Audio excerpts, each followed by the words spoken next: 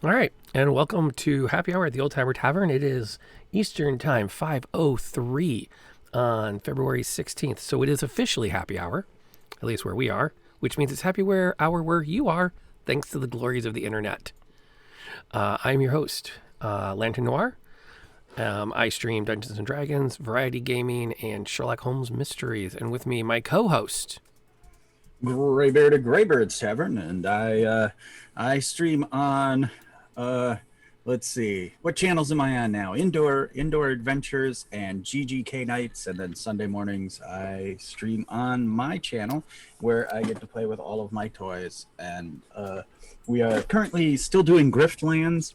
I've been doing some Battle Brothers training videos, I guess. How-to videos, because that game is merciless. But if you enjoy it, oh yeah, oh, it's so good. That's Hundreds of hours. Okay, minor confession. I got goaded last week into playing My Universe School Teacher. My Universe School Teacher. Which is like the, oh, hey, little Teen Otter, welcome aboard. Glad to have you here today. Which is a light kid style game where you get to be an elementary school teacher. And you do little mini games to teach your lessons, and then you spend most of your time walking around the classroom snapping your fingers at kids who are falling asleep. and that got me reminiscing on School Tycoon, which was like a game back on CD-ROM. I'm like, I wonder if there's anything like that on Steam, and I found one.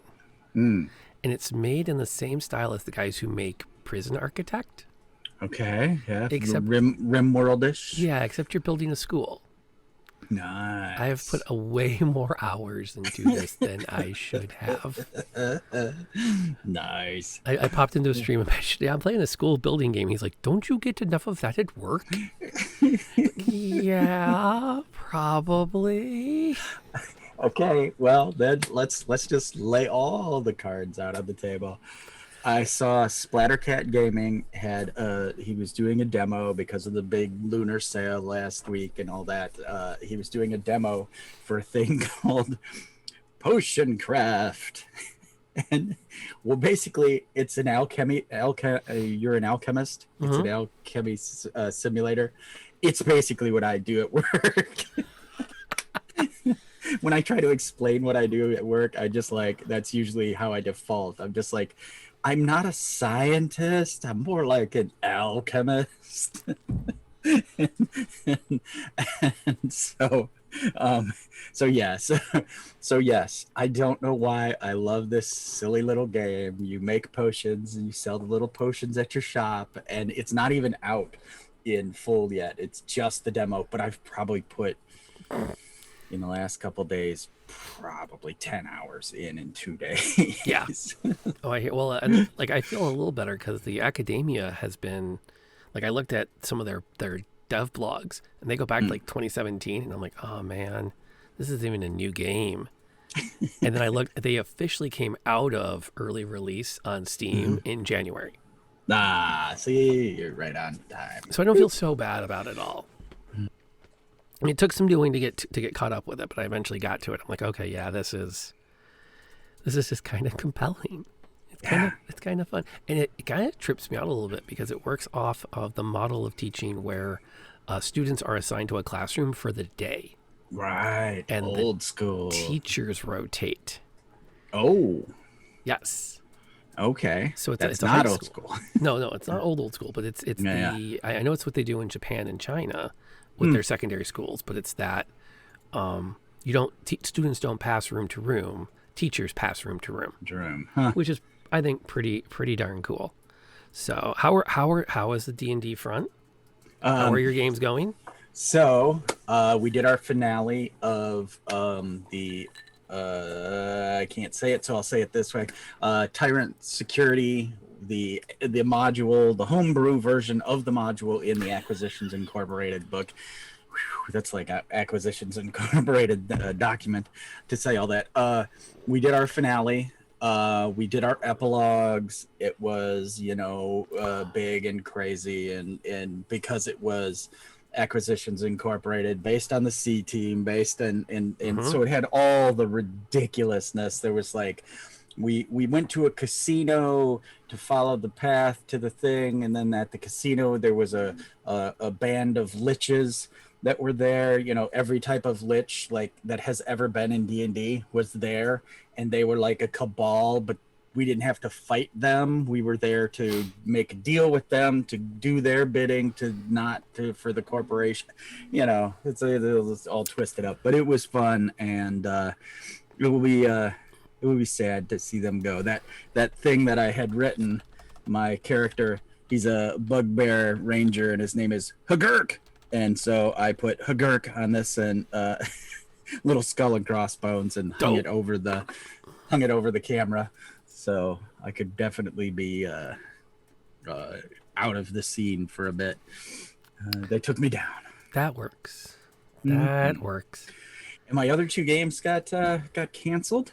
My other 2 streamed games, and then my home game, I DM'd for the first time since, other than once a month, I run an improv game on Indoors channel. But for the first time in over a year since COVID started, I have not DM'd. And so we started a new game. Nice. I've never DM'd online without cameras, so that was a new thing. Ooh, is it audio only? Yeah, it was audio only, so that was a little weird.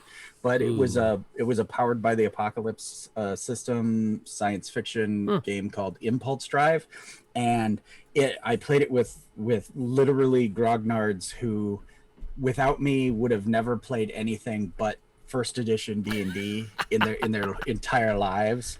All right, Jared, we'll play this 5th edition you're talking about. But let's be clear about one thing. Exactly. If it's an elf, it better have magic. Dude, I'm telling you, yes, it was so kicking, and I have drugged them kicking and screaming through editions. So good times. I know. We're doing happy hour. I'm hanging out with my buddy Greybeard. Woo woo. You want to come say hi? Okay. No. I cooked dinner. We'll have family night later.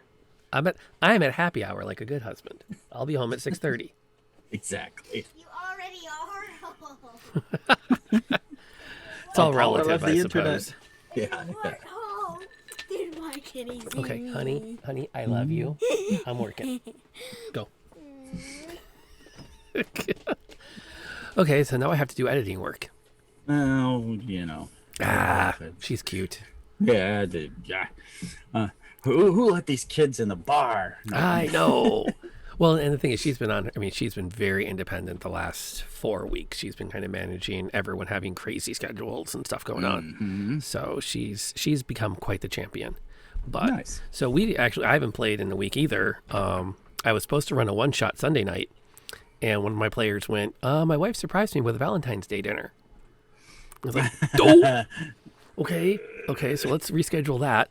And then last night we were supposed to do our Monday mystery, and my wife got called into work, and she just went to go up to eat. She started working yesterday at 5. Mm-hmm. Nope. She started working yesterday at 11. She worked until 5, rested till 11, went back to work until 4, got up this morning and went to work at 7, just got off now, and she's going back at 11. Oh my goodness. Yeah. And then she's supposed to work tomorrow afternoon too. I believe. Insane. Yeah. So she's like, I could do the Monday night mystery, but it would be when I'm sleeping. It's like, it's okay. We can do it again next week. And I'm working on, and I'm happy to say it here because we've talked about it, which is the release of Candlekeep Mysteries. Yeah. With the whole wheelchair debacle. And I'm hoping to have a group together to start writing them the week it comes out. Oh, awesome. So we're going to meet that first weekend that it's out. We're going to at least do the first adventure. I've got a couple of streamers that have been doing gosh, I wish I could get back into D&D. And I went, really? And so you're going to stream it, right? Oh gosh, Oh, absolutely. excellent, Yeah. excellent. All right. Well, just and in a lot of ways, just to see if all of this Durmanstrong about accessibility really Mm-hmm. turns into anything other than just some side notes in the book versus like, wow, the game is radically different now that they've said, Yeah. hey, we should include everybody. Yeah. Yeah. And like I had said when we talked about it, I'm like, if nobody had said anything about it, they just built it that way. No one would even have said anything. It just would have been like, oh, yeah, everything's with ramps in here. Wow, everybody can. Yeah, which would You know. be more along the lines of, from our point of view, wow, that just makes sense because how else do you get all this crap down into this dungeon? I'm sorry, I'm not going to be lowering the mechanisms for this trap device down a 10 by 10 shaft 80 feet. Yep. Oh, anyway. That's not how engineering works. We were gonna hit creative process today, right? That we've been talking about topics, and one of the ones I actually just pinned it in the chat so I wouldn't forget to bring it up. But there was a game I wanted to run about running a law firm. and like specifically a Fae focused law firm. So like your characters are all paralegals, Right. whose job it is to look at infernal and celestial contracts to confirm they are legitimate. Nice. And I Yes. don't go ahead. Oh, the Acquisitions Incorporated book. Definitely get it. It would help with that. I think it would be a good primer for that because they have all that office intrigue and stuff in there. So very cool. Well, and it gets into with the idea of the creative process. I remember somewhere, I don't remember if it was in Indy's channel or somewhere else, but we were all playing in Hero Forge. And somebody posted like a tiefling in a suit, and I went, oh. That, or someone had talked about Fae contracts. Yeah. And like the whole like, what exactly is in the contract? How do you get out of it? Like that would make a really neat game. Yeah. It would make a great campaign to play like that. My brother is currently running us as so we had one guy who was running in 1913 we were like Lawrence of Arabia, Indiana Jones type characters, really like deadly system, kind of a Cthulhu undertones and stuff. Well, he had issues, and my brother was running when he couldn't run. My brother was running us as NPCs starting a new town. And so we were like the blacksmith, the shopkeeper, the tavern keeper, the wagon right. Those were our characters in a D&D world. And now we've moved on and I'm running the space game because we've realized that he was going to run the NPC thing as a filler. And then when the main campaign now can't go on for life reasons, now I'm running this space thing. So I guess I'm up until I can't be up or until it kind of peters out. So we'll see what happens with all that. But definitely, I mean, creative spark, the muse doth ascend from all over the place. Like you said, you can just see one little thing, one little tiefling in a suit, or someone can say something and you'll be like, yeah, that's what I want to do. I remember now, it was a joke about firstborns. Oh. And it was the succubus promises that the guy some kind of great... No, the demon wasn't succubus. Demon promises somebody some great thing for their firstborn, and they go, okay, we're in. And then start, unbuttoning their shirt. Well, you said you wanted my firstborn. Let's get this going. Right. And that's what then kind of turned into my brain went into legal contracts and being specific in language. And for example, I've done some studies in paralegal. I'm almost done with my certificate. And the plain language of the contract determines where you go. So things like, I will give you my firstborn. okay, let's get a firstborn so we can get on with this contract. It's like, Right. there's just some really neat, and Didn't think that through, did you, demon? and that's what got me thinking along the lines of this would be a really neat like concept to fiddle with, and it did. That one started with a spark. That started with a seed that started to germinate and play and then grow into a concept that could probably turn into a campaign. Yeah. The so the space thing I've wanted to run for a long time, just because, I love Firefly, and it just is one of those things where, every year it's, there's going to be a new Firefly. There's going to be a new Firefly, and stuff. And some people now are talking, and I cannot find a streaming service that covers it, but there's a show, I guess it's like 6 seasons in. It's called Killjoys. And it's like if Firefly were bounty hunters, like intergalactic bounty hunters. And and I've got like 4 streaming services, and it's not on any of them. I was like, or it's on some of them, but some of them are like, you don't have the high enough membership to get access to that premium content, Anyway, so I've wanted to run a game like that, and I have run a game like that before, but since we got this old Grognard crew back together, we had played a Firefly-like game before, and it fell apart because we literally had one player who got up at the table, leaned all the way across the table, and was screaming, "If you get us bleeping killed, I will bleeping kill you," to another player, like not in character, totally out of character. Ooh. And I was like, time.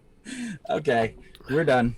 That's the game over. This no longer exists. Kind of a little too serious. Yeah, you were way too into it, and it's got to stop. Yeah, that's another, like, maybe that's a pin for future of right. those moments where campaigns have ended, and the goods and the bads of ending them, because we could go down that rabbit hole if we want to, because I've got stories. I'm gonna try. We'll try to keep the cart on the rails. Within the rails there. So my usual process for a campaign is, I've got these backlogs of, things that I think about when I'm doing something like physical or mundane. My brain goes to other planets. And so I'll go to the other planets, and then I'll start going, how can I make this a game? And then I immerse myself horribly. Like, we were supposed to start this past Sunday. We're going to start next Sunday. I play with a group from the United Kingdom, and we're supposed to play The Witcher. And I literally spent like all last week listening to, listening to The Witcher audiobooks again, and, all the stuff that that's my process. I just immerse and just wallow in whatever I'm working on, and my characters sometimes they become too much because you put too much of yourself into them. But that's my creative process. I always say I'm a method player. Yeah. Well, that's not uncommon. We've got the comment from Valley here, which I'm going to bring up in a second. Sure. But there's that process, though, of having time to let things flesh out from a seed, where more than a couple of times I can relate, where it's like you get the idea of this could be really fun, and then you rush to the table, and you don't take that couple of weeks to come back to it and go, I haven't really thought through how that's going to work yet. Or I haven't really thought through how that's going to work yet. Crap, I got to figure out how that's going to work. And then how that, okay, I can do that. So there is that process, which unfortunately for me, I don't know if it relates to you, it's mostly time. Yeah. It's that put it down and come back again factor. Yeah. Well, and that's with, like I said, with campaigns, there's like this eternal list of campaigns I want to run, and as I'm getting older, like I said, for like the past 3 or 4 years, I haven't been in a good space to be a DM, because I know that I'll burn out or freak out at some point, and then I'll drop the campaign, and I really don't want to do that to players anymore.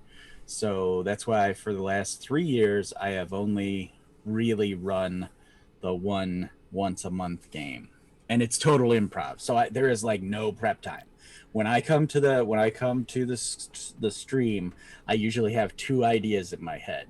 I'll Yep. be like, Cupid and this character's sister's cousin's uncle's gonna show up. That's the two. Or werewolves that make moonshine. That's the kind of thing that I'll just come with two little ideas, and that's the improv we run off of Wow, all there's night. like five games I just thought of off that last prompt.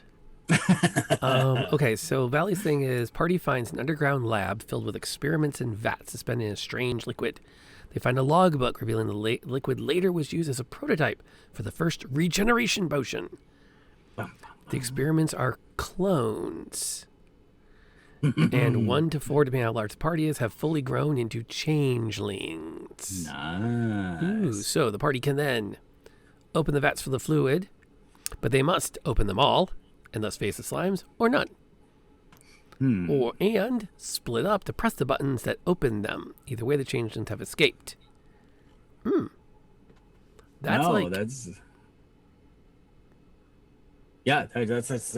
amazing. I really like the physical aspect in that too, where because I really hate, because D&D a lot of times it's if you have that battle board down, they're like, okay, well, I pushed the button, but I can fire this within as long as they're in 30 feet of me. When the buttons are pushed, I can cast web or slow or hold person. Now, what's neat to me, like I'm reading this, and this is a great prompt that I think either of us could sit down with a party later and run completely different games from.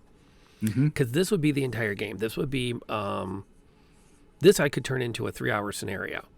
Yeah. Easy. Yeah. And then from this premise, like I'm thinking, okay, now I want to take a session to get the party there. And so like I can kind of see this fits really well with the way I like to write my short campaigns that I've been running on my Sunday group, which is I want to create this moment. And in this case, the party is dealing with these vats. Yeah. Okay, how do I get them there? Right. Yeah. And that's again another form of the process that, again, go back to my once a month campaign, and I come in with 2 prompts. That's usually the thing is, okay, God, we were in France and they were doing this, and I want to do this other thing. So like how do I want Rasputin to show up? How do I get Rasputin into France, or how do I get them to Russia? The type that it's always interesting. It's always good to then realize this is what I want and work backwards. Like one campaign I started with, they went to a farm to kind of check on these things. There were weird things happening at the farm, and this little boy was possessed by a demon. And they got there, and the demon's like, what are you gonna do? I'm in the little boy, kind of thing.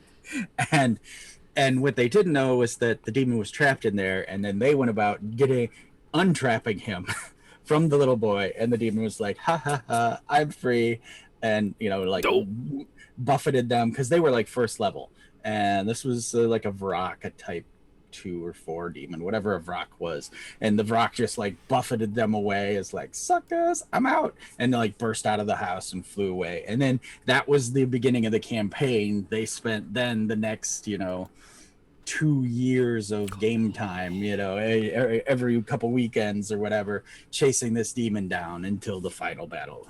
So yeah, sometimes it's better to start at your end and work backwards. Like, okay, how are we gonna do this? Well, and I think for a lot of writing, they talk about when you're out, if you write as an outliner, Mm-hmm. A lot of writers start with the climax. Yeah. This is the story that's going to lead to this moment. And then everything that they draft from there is meant to move the characters to that moment. Yeah. And so, like, for example, when I'm doing mine, it's like, I know I want my characters to have to hit this moment where they have to make a choice. Yeah. So how do I create moments that are going to steer them towards that choice, while at the same time make them think they're making all of their own decisions, and I just happen to be ready to adjust to it. Yes. Yeah. No, don't over prepare. That is one of the great lessons from 3 and 3.5, the early days of D&D. Don't over prepare. Leave blanks. Leave some blank space to flex with. Going back to that scenario with the changelings, the way I think I would run it is, I would give. They all had to put their hand on a plate, on a sarcophagus, or the chamber, or whatever it is, and there'd be 3 plates, and it would be like a red, blue, and green plate. And if they put their hand on the green plate, it would make a copy of them. But the twist is the copy would be them. It wouldn't be an evil, it wouldn't have a goatee, it would just be another one of them that they have created, and then them dealing with themselves. So it would be now all of a sudden a party of 8 of the exact same people, and I would just want to see an experiment of where that would go. If they put their hand on the blue one, then something else might happen, or if they put it on the green one, then you would have the slimes, like you were saying, that kind of thing. And for whatever reason, where I am lately, I'm like, what a wonderful moral conundrum. You've made a copy of yourself. It is you. If you're not an evil character, it's not evil. What do you do? Like legit. And then what do you do with the technology to do this? Right. Because now do you defend it from other people? Because, I mean, what if evil people come and are like, da da da da da da da da da da da da, cranking out 10th level evil paladins to swarm the world with, And to what extent do you allow this technology to exist, given the capacity for? I mean, and then you throw in a couple of NPCs who legitimately force the issue. Right. I paid you to go find this. Now you need to tell me where it is. Yeah, because I'm going to go there and crank out an army of 10th level evil paladins. And that's, I mean, I think in a lot of ways too, I think for me, the creative process is helped a ton by having a decent, not necessarily huge, but a decent social network. I actually put into into my novel, which I have to re-update. It's been on Amazon. It came down because it got outdated. I haven't updated the PDF yet. But I used to approach people at work and go, okay, so what would be the creepiest thing that could happen to you in a hotel? This, or this. Because it was a part stalker mystery. Right. So even though very rarely did anybody give me any actual feedback, the vocalization to another human being became an opportunity to kind of just talk it through, hear it out loud, think about it, reflect on it. I don't know. Are you a big talker when it comes to being creative? Usually I am just vocally creative and weird in my everyday life. My projects, I usually keep them pretty close to the chest until it's time to play. It's only because I don't have a big social network. I have a lot of people that I'm connected with on social media and stuff, but it's really not the same as, sitting around with your buds and being like, okay, this is what I'm planning, and they don't know, but they're going to be saving an AI that is based on Bernie Sanders, so that's legit. Oh God, that's a game. I'm here again, asking you for your health potions. Exactly. We've got all this magic. Why do we not have healthcare?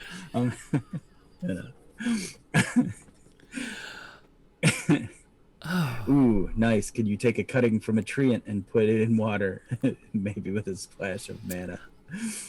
I uh, I literally ran an adventure this past Sunday for my oldest elf, who there was an apple tree treant who was old and grumpy because the person who used to take care of him died, and he's now sad, and so they had to deal with a sad, grumpy, angry orchard treant, basically. Angry Orchard.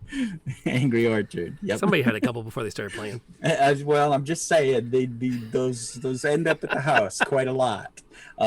So good cider, good cider. I will say, you know what? Knowing very little about Ents, that's entirely possible how they reproduce. Yeah, yeah. Why wouldn't they? I'm not overly familiar with that.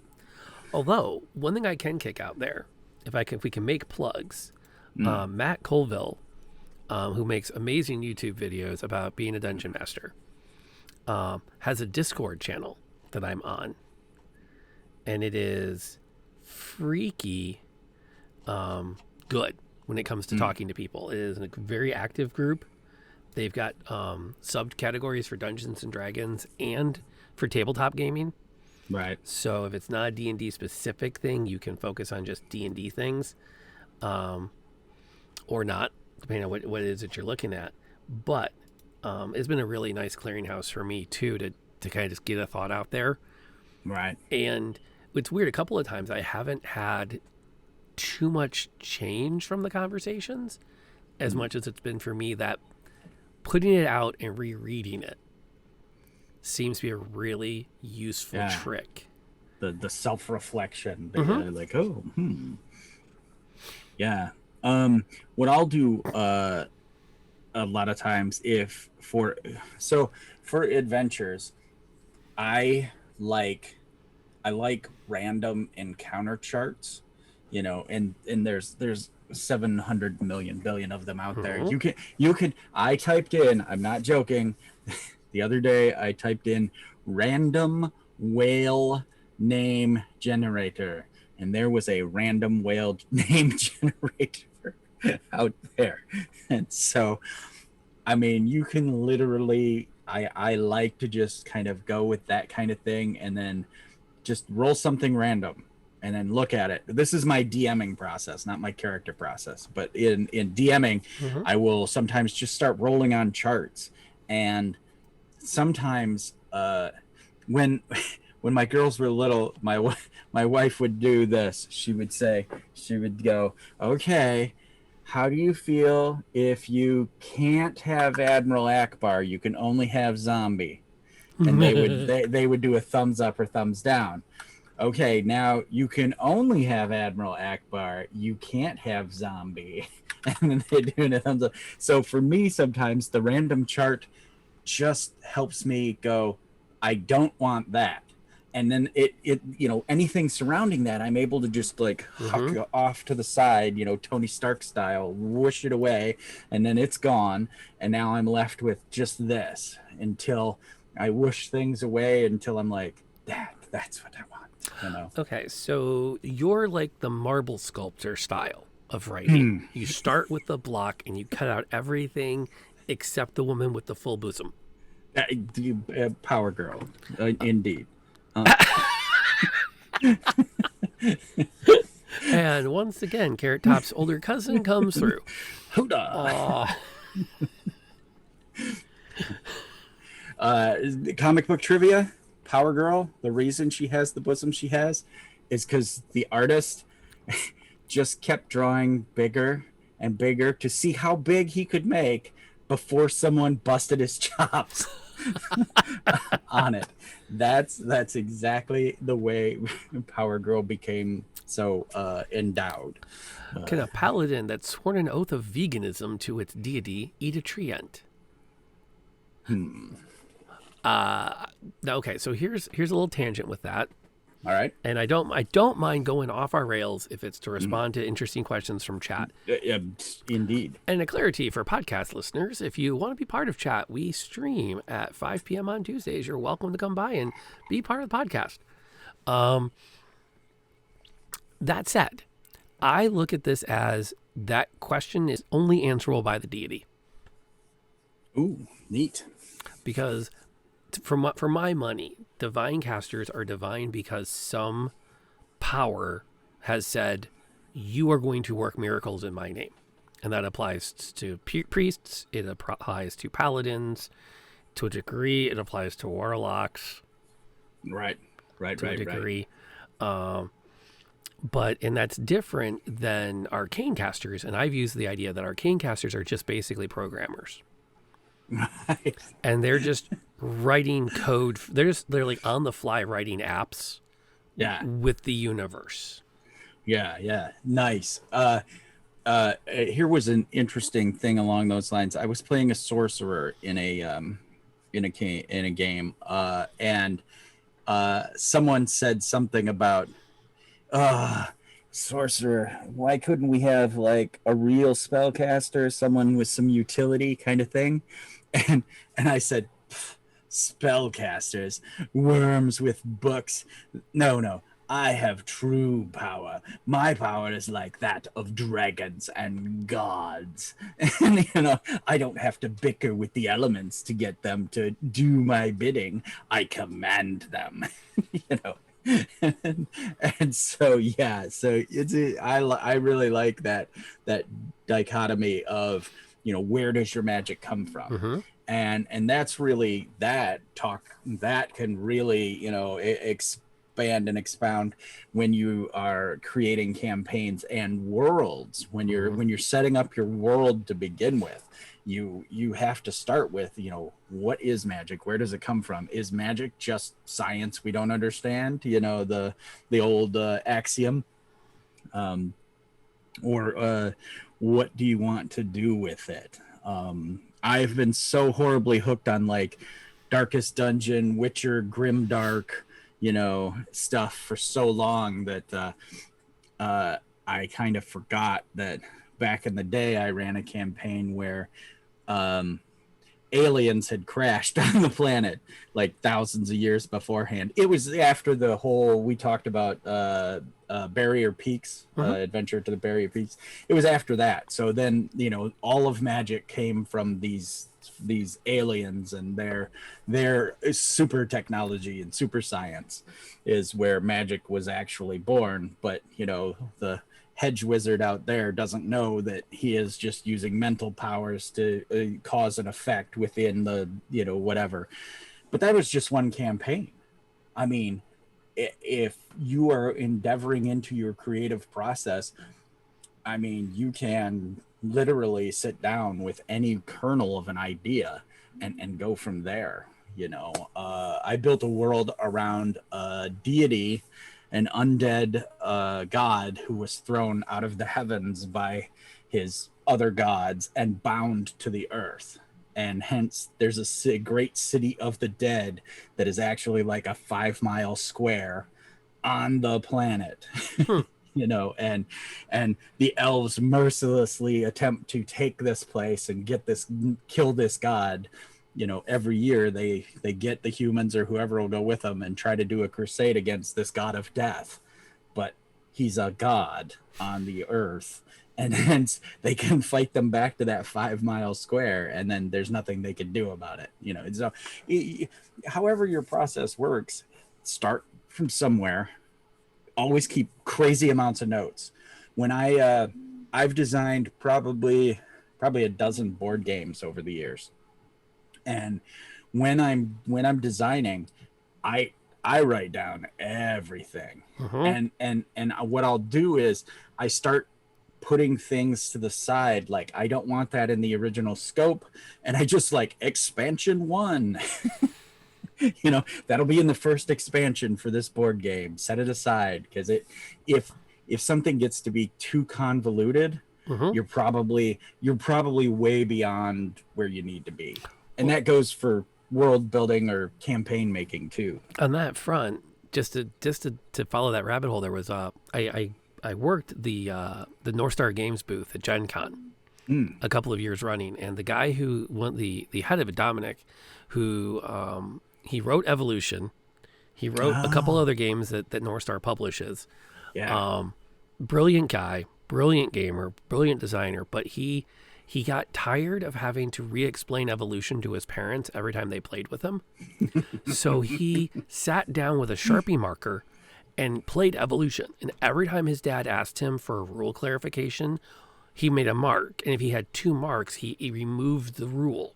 Right. And then the Yeah, game yeah. he had left, he published as Evolution the Beginning.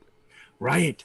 Oh, nice. I see we have both of those on the shelf upstairs. And That's awesome. that's how it came to be. It was just a matter of like these are rules I like. They're well play tested. They're good for gamers. Yeah. But now I know they don't work for non-gamers. So Right. we're going to just get rid of them. Yeah. And whatever's left is the game we have, which it makes a great little game. I mean, I adore Evolution in the Beginning for as a board game. It's not a kid game. It's not easy Right. mode, but it's Yeah. very streamlined. Yes. Yes. So you can play it quickly without a lot of, because that's one that when we used to do board games Sundays at the house, we have so many board games, so many board games that we'd be like, oh, wait. Oh my God. Are we really, does anybody remember how to play this one? Yeah. How long's it been? You know, because we'd all get hyped about it because we'd be like, oh, we freaking love this game. You know, This game was great the last time we yeah. played it. Uh-huh. And then when you start setting it up, you're like, oh yeah, it took like 2 hours just to get it set up and all the pieces and the things, and that's gonna be here for like 3 weeks because it takes 8 hours to play. You know, anyway. But yeah, try to keep it well, talking about like world building and creating that way, you know, keep it simple, leave yourself space. As long as you're having fun, fill it in. But if you go to the table, and I know this has been said in videos many times, don't have the my precious little world syndrome. If you sit down and you're like, no, nothing, this is the way everything is, then either you need players who want that, or you need to back off and let it go. Or the third option, write a book. Just go write a book, because you don't want players messing up your beautiful story. And that's what you should be doing. You shouldn't be wasting your time with people, because no plan survives contact with the players. And it comes down a lot to the player groups, because I've had some groups where a sandbox would be death. They want a game on rails. Right. And I've also had people tell me, well, your game's too much on rails. Nobody's going to have fun. Well, you're not going to have fun. Right. But you don't know that nobody will.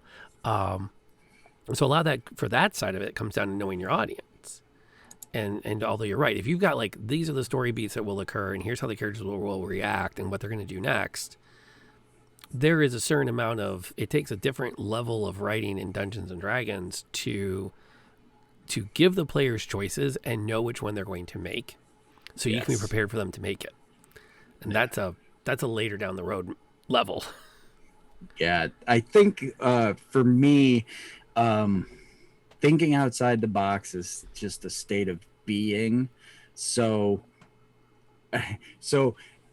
here's my example. This is the one I always use. I think it was Call of Duty, one of the shooter games, and they were like, you know, Sergeant, protect this tank. And so my little Marines all ran to the tank, and I'm like, guys, there's no cover at the tank. We just why don't I'm gonna go over here behind these barrels, because here's where the bad guys are coming. And I killed wave after wave of the bad guys. I mean, I probably killed 150 bad guys, because they just, you know, it's a video game and they just kept sending them. And I'm in total enfilade. I'm just shredding them as they come. All of a sudden the game's like, mission failed. I'm like, I killed like an entire company of the bad guys. I lost no men. And they were like, you didn't. Basically, the game was telling me, you didn't stand near the tank and let your men get killed like we wanted it to for the story. You know, cannot that kind of that kind of thing. Reward your players if they come up with something clever or unique, Yep. or they solve the problem. Like we played one campaign for probably 2.5, 3 years, and one person was playing the barbarian, and the only thing he put skill points into were jump and swim or something, like that. This is back in 3.3.5. And so I created this thing where there were these discs, and there was like the mechanism on the far side of the discs, and the disc would flip and rotate and drop, and so you had to jump, and and the player was like, woohoo, and my brother's like, I mage hand the switch. Okay, next. Uh, Oh, no. this was supposed to take you guys 45 minutes to navigate. And it was supposed to be his moment to shine, the barbarian with the +10 to jump, So, anyway. That's where you need to retcon in the anti-magic field. Exactly. Although you send the mage hand out, and suddenly it filters into non-existence inches from the switch. What is your process for doing characters? Characters. Okay, so that one's harder because I tend to default into I want my characters to be interesting but real. And so I tend to think of when I'm doing a character, it's like, okay, what would make this character more interesting? So I make sure they have one good trait, one standout physical trait that I can keep pointing at. And then I tend to think about how they're going to work in the story. Like, what do I want them to be? What's their reason to be? Why do they get a name? Right. And I guess that's kind of like my, without not having really thought deeply about it before about 8 seconds ago. That's kind of how I write my NPCs. When I'm putting characters in as a dungeon master, the characters are always something physical that sticks out, something interesting. Trait-wise that sticks out, and a purpose. They get a name, so because they are not peasant 732, they get a name because they're there to blah. Like in the case of Mika from from 2 campaigns back, she was the spokesperson to the party. She was the one she was their guide into this universe. She was the go-to for like, okay, well, you're in my world now, and here's how my world works. And they're not that bluntly, but she was the one that they knew they could talk to. To say, wait a second, how often are the zombies coming again? And that was like her job, was to fill that role. From a PC point of view, good God, I don't even know where half my characters come from. Well, it gets into a little bit, and this is something that I've heard a lot, which is if you want to be a good writer, you need to read a lot. And I feel like there's 2 angles to that. There's the art of wordsmith, which means you want to expose yourself to a lot of other people's way of organizing words. And then there's the art of storytelling, which is you want to expose yourself to a lot of stories. And a lot of my stuff has come from watching television, playing video games, watching other streams, and reading and going, oh, that's a neat character. I want to do something with that. Yeah. Yeah. So then as do you start with the, I want to do something with that and then apply it to the system, or do you get into the system and then go, all right, this is what I want to do. I wanted to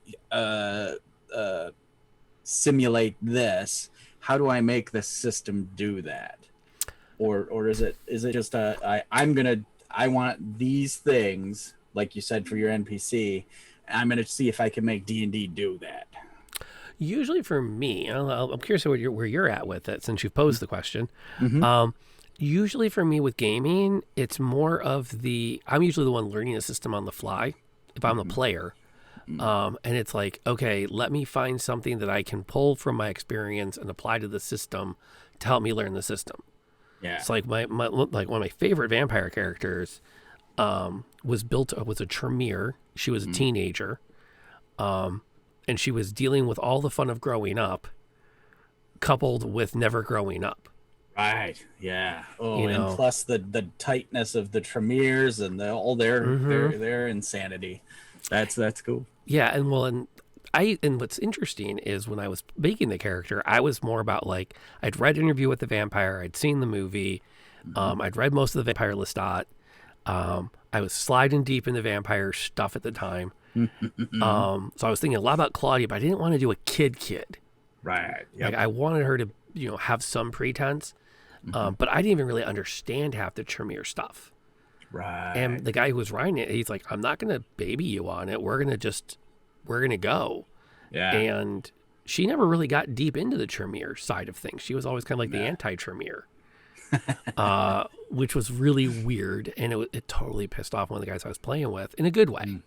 Yeah. Because he was told, oh, there'll be a Tremere that's, working with you as part of your coterie for this. And he's like, oh, I have an in. I have a way to climb the pyramid from the outside. And the whole time he keeps like nudging her to be more involved. And me playing her, I'm like, no, I don't want to be part of them. I don't want to be part of any of these vampires. I'm working on a cure. Right. And Yeah, he's yeah. like, wait. You're supposed to be helping me leverage myself to become Prince. You're not doing what I want you to do.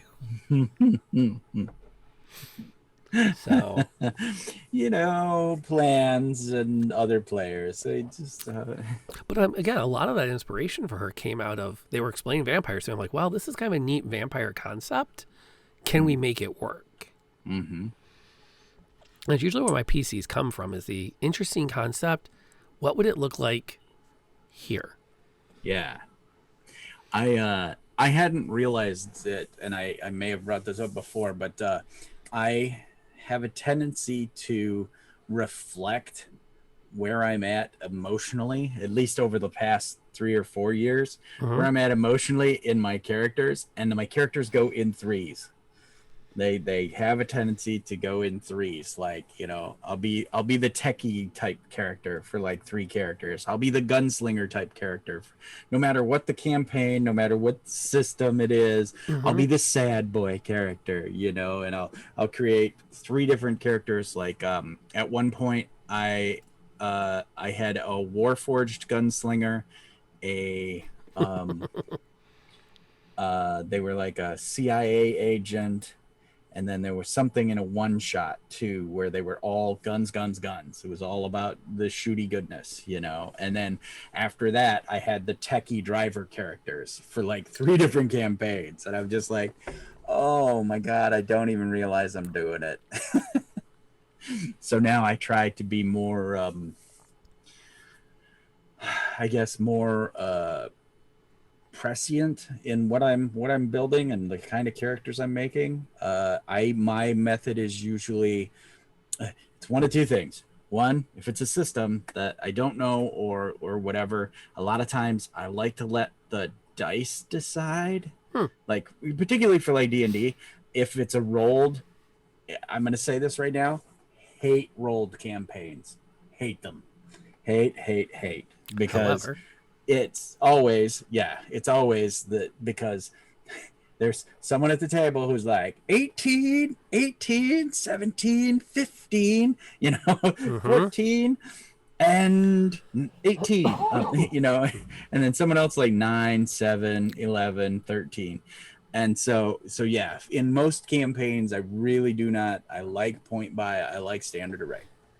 But if I roll the dice, I like to so basically for like 30 years of D&D, I like to roll the dice and then go, what do I have here?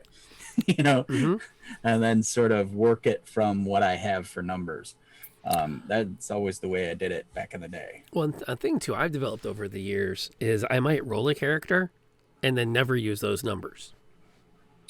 So I might roll it and look at it and go, okay, well, I ended up with somebody who's got a relatively low wisdom, relatively high dex, relatively high charisma. All right.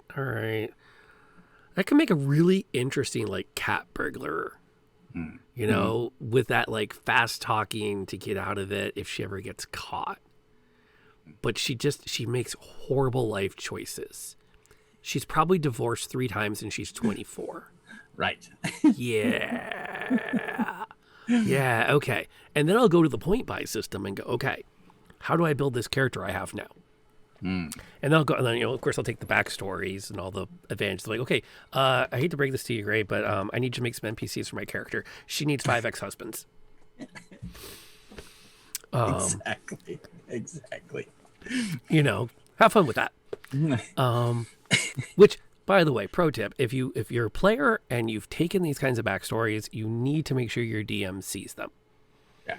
And check with them. I've got a guy right now in my game, and I didn't realize until like halfway through our second mini campaign that he has haunted future or whatever it is as one of his like traits. And I'm like, I haven't done squat with that.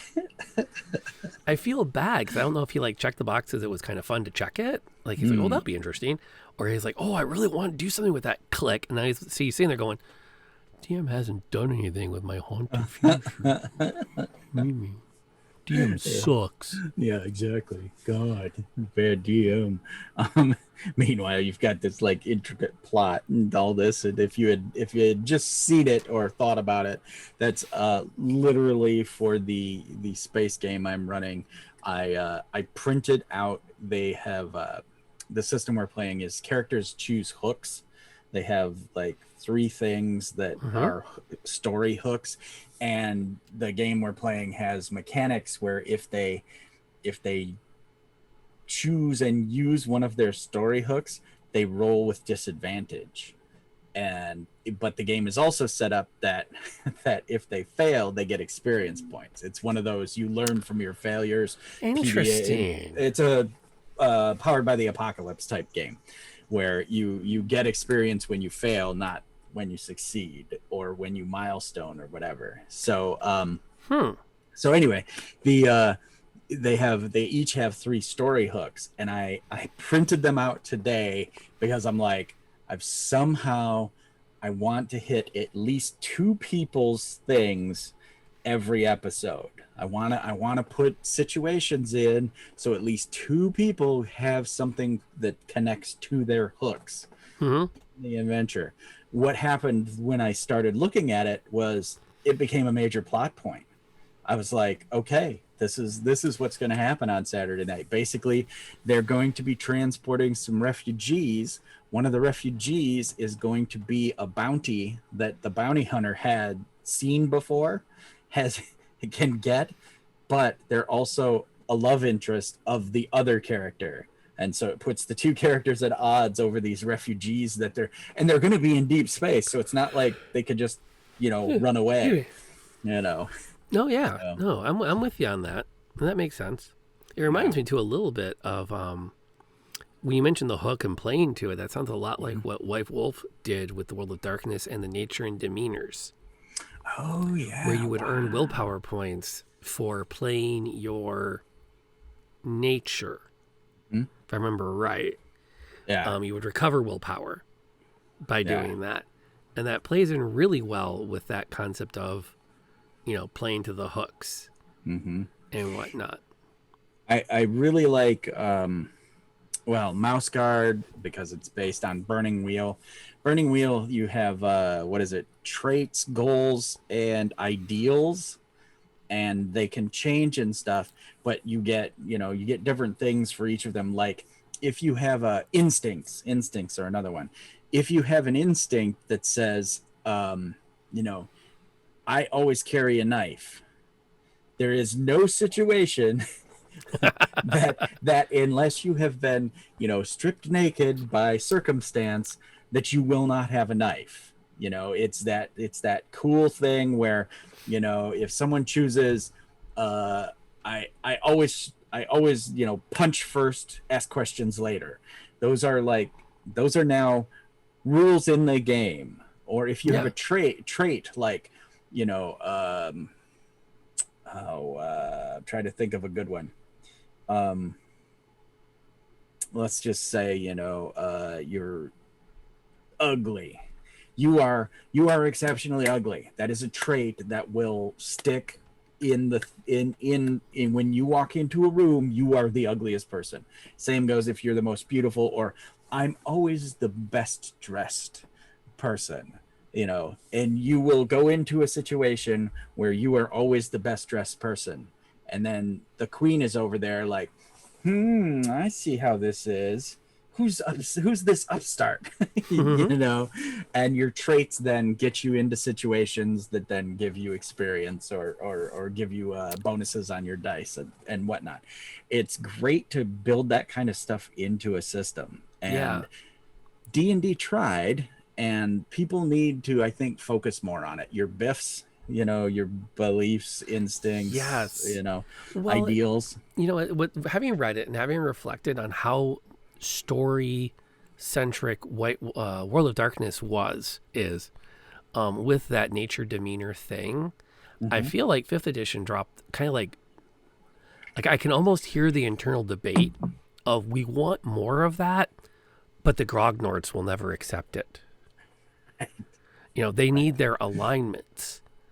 And I almost wondered to what extent there was like an actual on the whiteboard at some point moving those earlier in the character chapters to say you want to be thinking about the things that make your character stick out. Yes.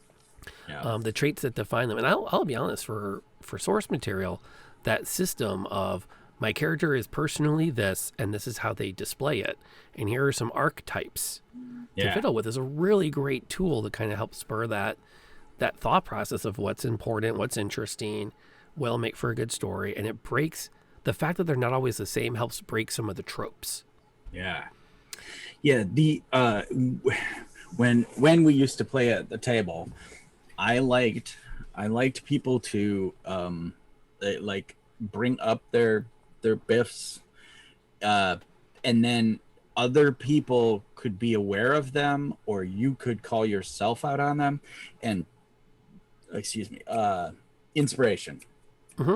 You play one of your biffs, you get inspiration. Just said and done. And I like to have everyone helping on that, because D&D is so, I don't want to say it this way, but complex. It's so much for your DM to be going that it's really hard for him to, you would literally, and I did this at first, I would have everybody's, ideals and everything down on a sheet of paper on my DM screen so that I could try to remember.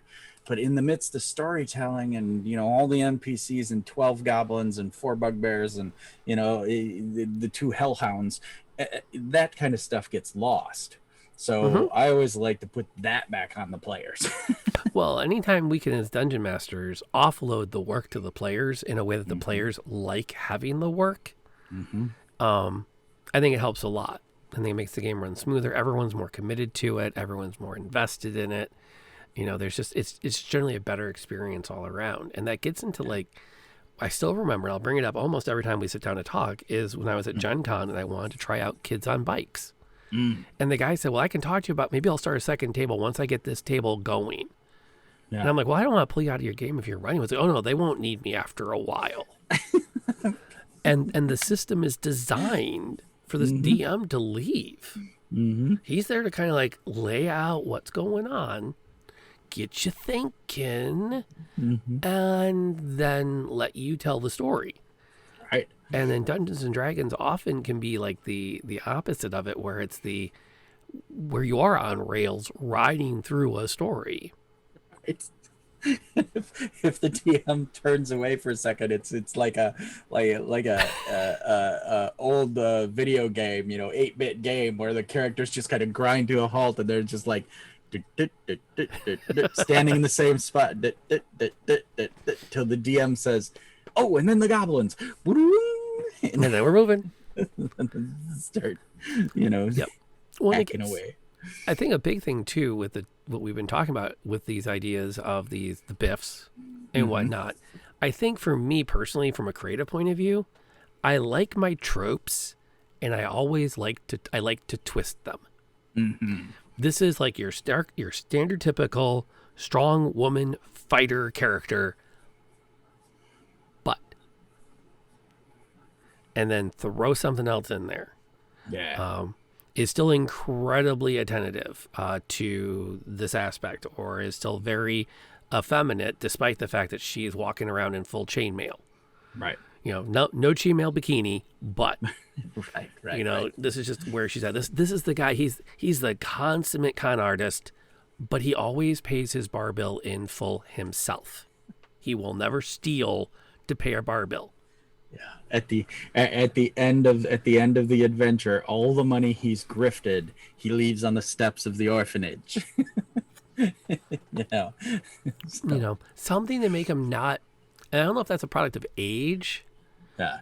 Or if that's a product of experience, or if that's having seen all the tropes play out, where it's like, come on, give me just what makes this one different from every other dwarven fighter we've seen.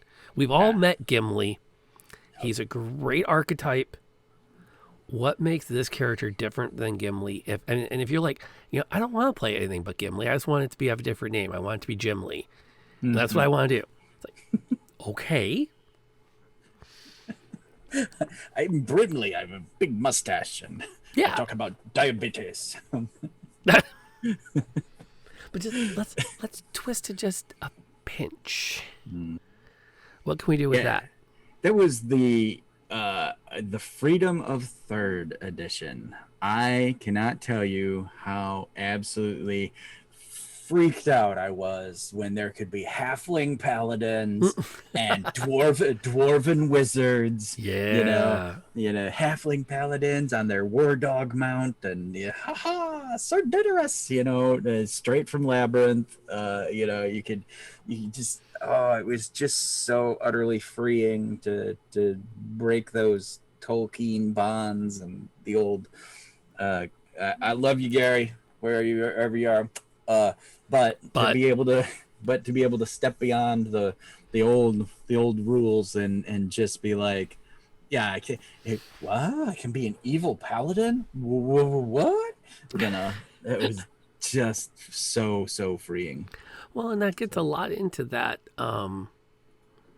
It's that opportunity to have that fun and be creative, or choose, depending on how you want to set your world. You don't have to even. For giggles, my wife and I got playing. When we ran our game, we ran a campaign for like a year and a half as co-DMs, and our halflings were basically Quakers. And she grew up in a Quaker family. Her grandparents were very dedicated Quakers, and so we had a lot of experience in the sense of not like Quaker religion as it's supposed to be, but just her experience interacting with them. We kind of built off that. Yeah. And then we added in the extra twist of they were also profoundly socialist Quakers. Neat. So, okay.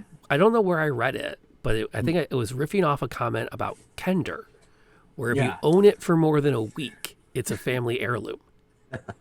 And so we took those two things, and we built this whole halfling society where it's all community property except for the things everyone just knows is not community property. Yeah. Like you might come home to see like your neighbor using your wheelbarrow, and nothing gets said about it because who cares? Right. But he would never touch your rake. Yeah. Because everyone knows that is the rake that your grandfather crafted when they first settled here. Exactly. That rock there, that's the pitching stone that old Bumblefoot killed that wolf that one time. Which is why it's still in that yard to this very day. Exactly. But everything else has been, well, yes, because those are just rocks. Right. And then everything was decided at council meetings. So the whole of the community would pour together every 3 days to try to reach unanimous consent on whatever issue faced the Shire. Nice. Oh, that's beautiful. And it was just taking those two things and just riffing on them and going, well, where does this lead us? And then how do we make sure it works before we present it to the players? Right. Yeah.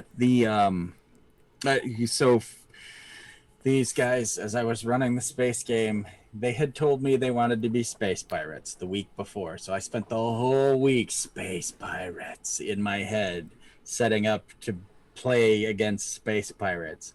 And then as we sat down and started finalizing things, they were like, smugglers, we want to be smugglers. So I have them facing off against this warship, and they've got no guns. They've literally got no guns on their ship.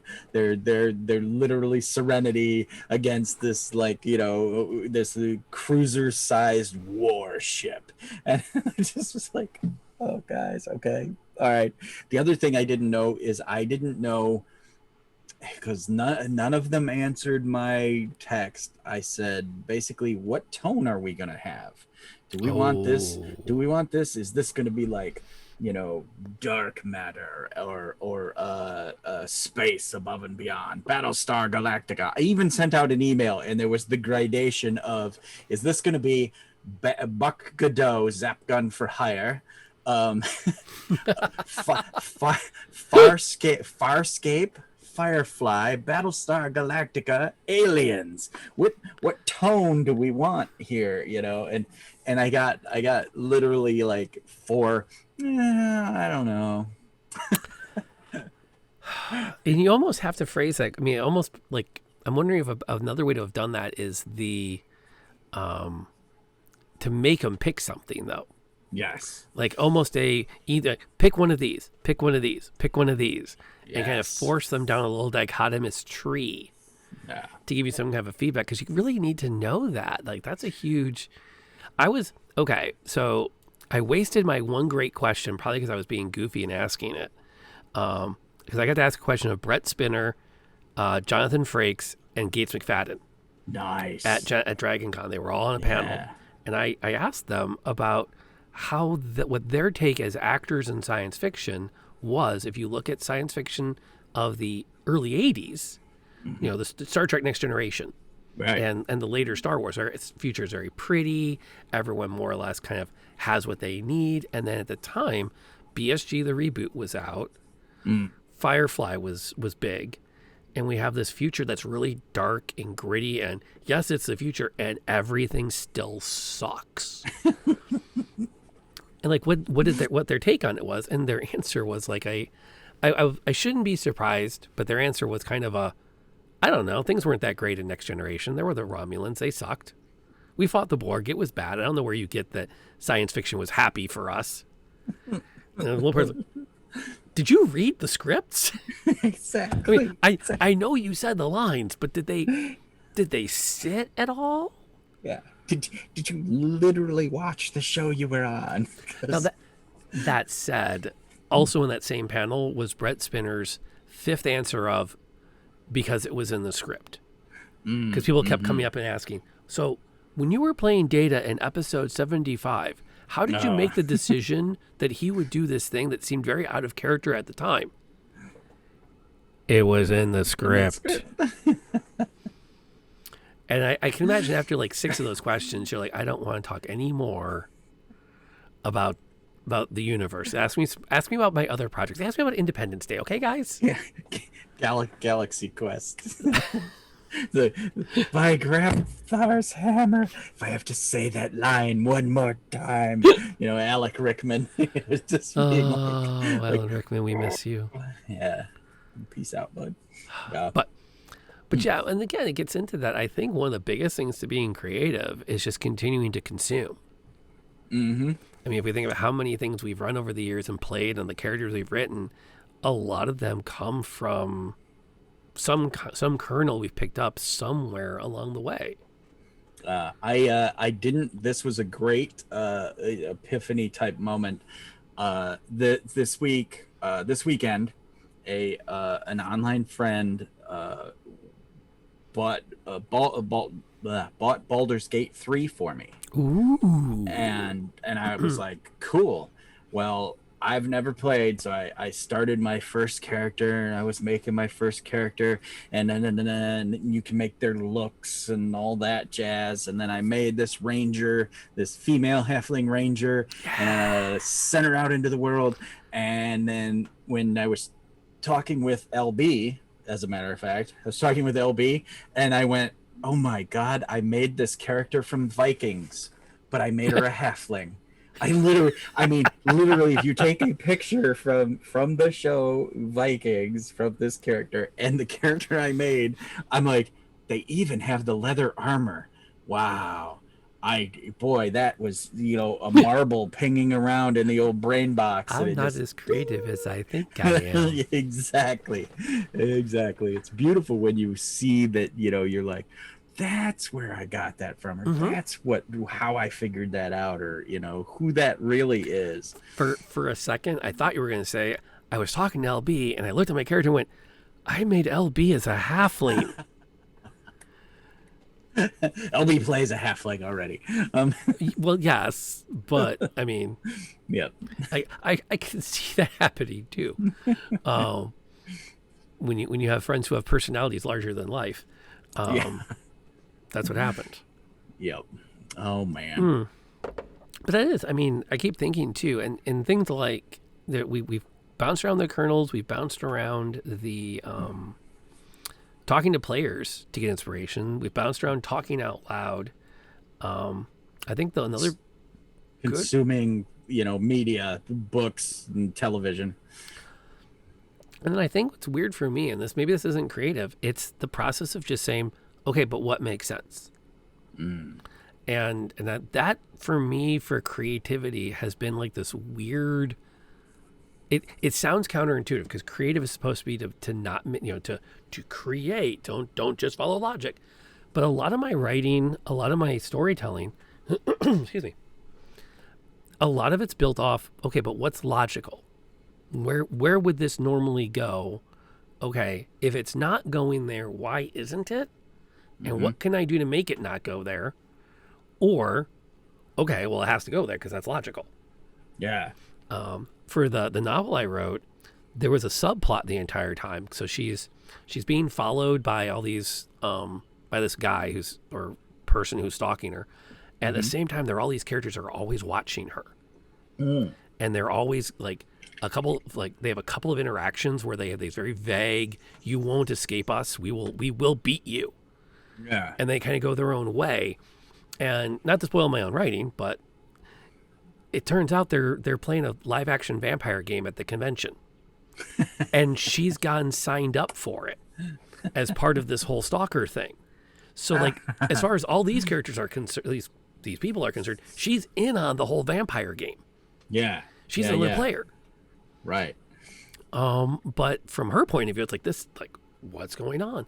And the thing is, that's such a natural, like, having been to conventions and again, part of that consuming, there's a lot to be said for that. Like, it made sense. Yeah. It made sense there would be vampire LARPers. It made sense they wouldn't necessarily double check that the people they were interacting with were really in the game or not. Yeah. They would just go, oh, look, she's listed as being in the game. We're going to interact with her like she's in the game. We're not going to walk up to her on Thursday and say, hey, have a great game of Vampire this weekend as we try to screw each other over. Right. That's what you do on Sunday when it's all over. Yeah, I gotta buy you a beer. I'm so sorry I took you out that way. There's a it's called Penzic War. It's like 10 to 12,000, or used to be when people could gather. 10 to 12,000 SCA people get together and have a war, like thousands of people on a side clashing and beating each other with sticks and stuff. Well, there's a game that gets played every year, Tag, the assassin game. Yep. And you wear an armband and you have like a spoon, is your weapon or whatever, and you tag the other assassins and until there's only one assassin left, and they're the king of assassins, or they win the game. And let me tell you, there are times where if you don't know what's going on, you're like, what is happening? Someone come huffing through and they've got a ribbon on their arm with, a certain pattern or whatever. And they come running through, and someone comes running through with a spoon after them. And you're just like, what is happening? What is going on? Until you know what's happening. And that's the way it should be. That's again, you get all that stuff into your head, and that's where, these ideas pour forth, or you get these combinations of. So like I made a character named Philippe the Mouse, And by day, he's a street doctor. He literally is like, just a simple man in simple clothes. And he wanders around and he's got the medicine skill and a couple of cantrips. And he helps the people of the street. But by night, he's like, I'm Batman. He wears like a ceramic mask and he casts minor illusion on it, so it it comes and has spiky red bits on it, or green or yellow, and it has funky colors to it and shapes. And then he uses minor illusion to like ha ha ha ha ha ha ha ha make laughter down the hall while he's hiding in shadows, and the freak the guys out. So he's like Batman, the Joker, and some simple can't even think of some healer, the healer type, but yeah, you find all these combos and these things that are rolling around in your head, and you mash them together in interesting ways, and so yeah, consume. That's what I would say. And then twist. Yes, because that's the twist for the LARPers is they all had accents. They all put on fake accents while they were gaming. So like the big burly guy had a Narlan's drawl when he was talking to her, and then like when he finally got found out, like boom, the accent drops. Right. And the girl that was with him just kept right into her thick London accent, and they like look at her and they're like, you can stop. She's like, no, this is me. This is actually my accent. I'm from London. And they're like, oh. So again, it's that. And don't be afraid to twist. Like what people are expecting. Sometimes it's fun to throw them that curveball and give them something a little bit different. I don't know if we managed in an hour and a half to give any great guidance on a creative process. Hints. I think about 15 minutes ago you were like, we better give something, and so we kind of like gave some stuff, but it wasn't a creative process. It was more like hints and tips. Well, I think too, I like to think that if anyone who's coming back to this after the fact and listening to it and going, okay, what did I get out of this? I hope for me, a lot of this was just like, let's get these ideas out. And there's just so much that goes into, and I think we had some themes that were very consistent, as you were saying here at the end. Consume, look for those kernels, know your tropes, so you can change them. Yep. Talk to your audience. Yeah. Get the inspiration. For instance, one of my tropey twists is I often play big support characters and dynamic small characters. So like if I'm playing the kobold sorcerer, he's larger than life, and my name is Whoosh, the sorcerer. Or if I'm playing Kronk, Kronk the gladiator, and he just does nothing until it's time to crush someone into utter itty bits and save his friends. So I do those are my two like twists on it, where you would think the gladiator would be the outspoken, outlandish one, and the kobold sorcerer would be hiding in the back, but no, he's the first through the door. We got this. Exactly. But again, I think there's a lot of value. I mean, I don't think anyone who comes to a podcast or a stream to talk about the creative process, if you're expecting to get a checklist, here's how you are creative. Like, I'm really sorry, man. The best advice I have, if you're looking for a checklist, it's consume, consume, consume. Yeah.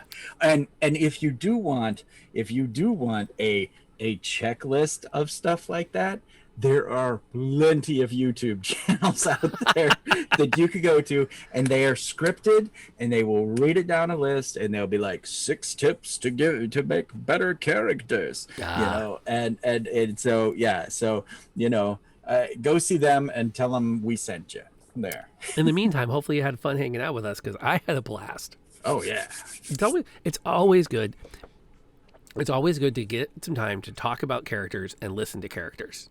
And listen to the stories that we've come up with, because that's just some great stuff. So, and we welcome the email right now. If you have anything you want to kick for a future episode, you can email me for now at lanternnoir@gmail.com.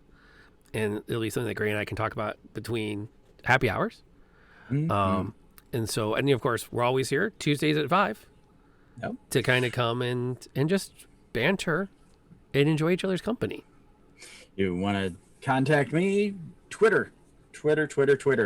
Graybeard Tavern. No S. On the no S on the tweets, and that's you can contact me. I am usually, unless you're like, I'm a Nazi and I hate gay people, I will follow you back. So Follow for so follow. hit me with a follow. I'll follow you back. You can DM me and we can chat. That sounds like a plan. Where are we going to see you next time? Next up for me is this coming Friday over on G Game Nights at 8 p.m. solid, and we will be playing the Cypher system, and we're doing a cyberpunk thing where we're actually in our season 2 of this game, and we're on a massive, like, I don't even, it's huge. It's like 3 or 4 LAs put together, space station orbiting the moon. And you can drive trucks and spaceships inside the station. So that's how big the station is. That's a big station. But yeah, so that's us on Friday night over at G Game Nights at 8 o'clock. Cool. And then my next official stream is going to be Friday night. It's a variety game night, so I have zero idea what we're gonna do. It might be some more Sea of Thieves, because I've been playing a lot of that with my son. I might finally play. It's what's it called? Call of the Sea. It's a single player Myst-like game that I'm kind of curious about. Yeah. I've been looking at it and going, oh, that could be really entertaining. But every time I sit down to play it, I'm like, nope, I want to do something different. I don't ever really have the energy to go deep on it. Unfortunately, LB's off now. I was going to say, let's take whoever we have here and go raid her, but she's not up anymore. Yarr. Darn it. Yarr. So I got a couple places. I'm going to kick all you guys over to Kraken. All right. From here. Kraken's awesome. He's a great high energy guy. He's been on for a couple hours already.